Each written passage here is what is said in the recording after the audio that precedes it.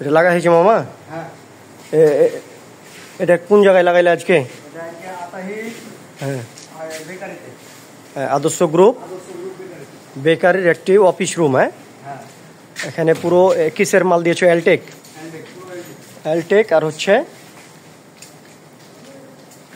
সাদা গ্লাস। হ্যাঁ, এলটেকের VIP lock. আজকে খুব সুন্দর একটি কাজ সম্পন্ন করলাম, আলহামদুলিল্লাহ।